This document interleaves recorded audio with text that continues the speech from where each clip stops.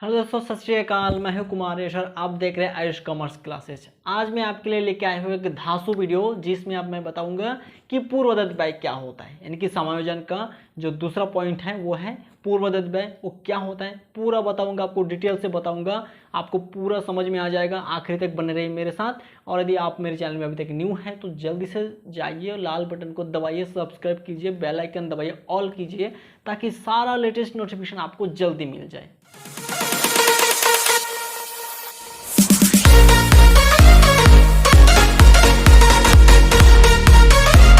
तो चलिए दोस्तों, देखते हैं कि जो पूर्वदत्त व्यय होता है वो क्या है, किसे कहते हैं पूर्वदत्त व्यय।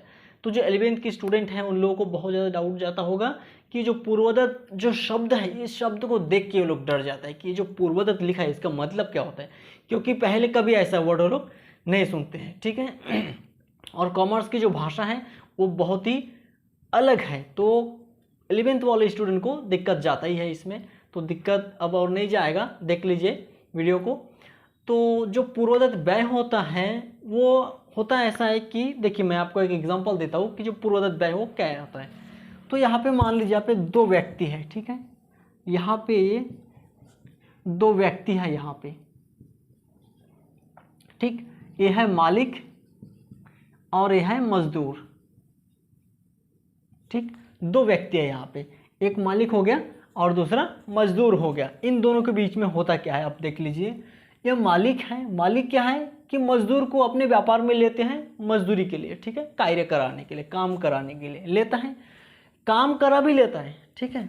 लेकिन ये जो पूर्वदत्त व्यय होता है इसके अंतर्गत क्या होता है कि ये एक व्यक्ति को लेता है, यानी कि मजदूर को लेता है मालिक अपने व्यापार में काम कराने के लिए। लेकिन इस व्यक्ति से काम कराने से पहले ही मालिक उसको पेमेंट कर देता है। आदत में क्या हुआ था, आदत में क्या हुआ था कि सेवाएं प्राप्त कर लिया जाता था लेकिन भुगतान के लिए उसको अटका दिया जाता था, भुगतान नहीं किया जाता था, देना बाकी रहता, यानी कि देने के लिए बाकी रख देता था, उसको आदत बोलते हैं। लेकिन पूर्वदत्त में जस्ट उसको उल्टा हो जाता है। पूर्वदत्त में मतलब क्या होता है यहाँ पे कि जो मालिक है और यहाँ पे जो मजदूर है, मजदूर को लेता है व्यापार में कार्य कराने के लिए, ठीक है, मजदूरी के लिए लेता है उसको। लेकिन कार्य कराने से पहले ही मालिक द्वारा कर्मचारी को यानी कि मजदूर को पहले से उसको पैसा पेमेंट कर दिया जाता है, ठीक है। तो इसी प्रकार के व्यय को बोलते हैं पूर्वदत्त व्यय, यानी कि ऐसे व्यय जिसको पहले से भुगतान कर देना लेकिन सेवाओं को प्राप्त करने के पहले, ठीक है, सेवाओं को प्राप्त करने से पहले ही भुगतान कर देना उसकी सेवाओं का, इसी प्रकार के व्यय को पूर्वदत्त व्यय कहलाता है। और ये जो पूर्वदत्त व्यय है आगामी वर्षों से भी संबंधित हो सकता है, ठीक है। तो यही है पूर्वदत्त व्यय, ज़्यादा कुछ नहीं है, डरने की बात नहीं है। ये जो पूर्वदत्त व्यय है इसका मतलब है कि हम उस अगले वाले व्यक्ति से कार्य नहीं कराए, काम अभी तक कराए नहीं, कराने वाले हैं, लेकिन काम कराने से पहले उस व्यक्ति को हम लोग पेमेंट कर दिया, एडवांस पेमेंट जिसको बोलते हैं कि एडवांस में उसको अग्रिम दे दिया हम लोग कि ले जा करके बाद में कम कर देना। तो जो पहले से उसको पेमेंट कर दिए हैं, कार्य लेने के पहले से हम लोग उसको पेमेंट कर दिए, कार्य लिए नहीं है, तो ये जो हम लोग व्यय किए हैं, अग्रिम में जो भुगतान कर दिया, एडवांस में जो पेमेंट कर दिया है, ये हमारा एक व्यय हो गया। तो ये जो व्यय है ये व्यय हमारा पूर्वदत्त व्यय कहलाता है। पूर्व मतलब पहले से, ठीक है, और दत्त मतलब देना, यानी कि पूर्वदत्त व्यय यानी कि पहले से व्यय कर दिए, कार्य लेने से पहले उसको पेमेंट कर दिए, पैसा दे दिए, तो इसी को बोलते हैं पूर्वदत्त व्यय। यह भी एक प्रकार का समायोजन है।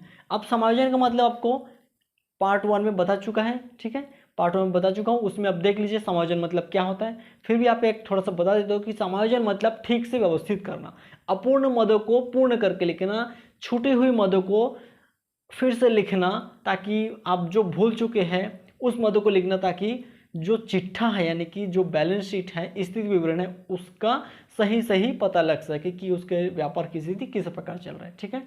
तो ये इसका मतलब हो गया समायोजन। समायोजन मतलब व्यवस्थित करना, सही से व्यवस्थित करना समायोजन कहलाता है, ठीक है, ठीक से बिठाना। और ये जो पूर्वदत्त है ये भी एक प्रकार का समायोजन है, ठीक है।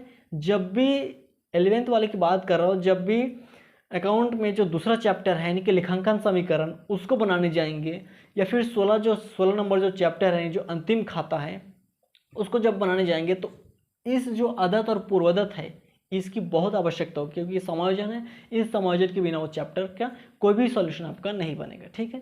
तो इसको पहले आपको समझना जरूरी है कि ये पूर्वदत्त है क्या, आदत क्या है, तो इन सब समायोजन को आप पहले समझिए, तभी वो आप बना पाएंगे सॉल्यूशन। तो ये जो पूर्वोत्तर का बताया गया है कि पहले से पेमेंट करना, आपको पूरा समझ में आ गया होगा कि एक व्यक्ति को कार्य करने के लिए लिया जाता है, लेकिन कार्य करने से पहले उसको पेमेंट कर दिया जाता है अग्रिम में, एडवांस में। तो उसी प्रकार के जो व्यय है भुगतान किया गया है उसको अग्रिम अपना क्या बोलते हैं, अग्रिम व्यय बोल सकते हैं, या फिर जो पूर्वदत्त व्यय बोल सकते हैं। एक प्रकार का ये समायोजन है। तो आपको अच्छे से समझ में आ गया होगा कि पूर्वदत्त व्यय क्या होता है। यदि आपको फिर भी इसमें कुछ टूटा फूटा इसमें डाउट लगता है तो आप मुझे कमेंट्स बॉक्स में बताइए, मैं आपको फिर से समझाने की कोशिश करूँगा।